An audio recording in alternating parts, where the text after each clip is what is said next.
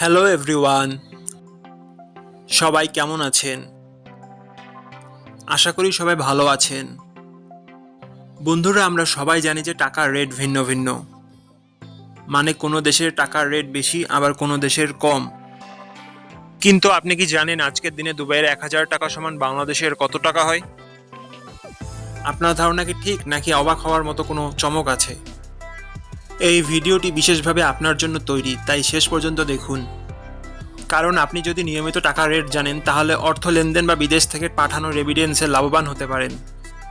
আজ মঙ্গলবার 29শে জুলাই 2025।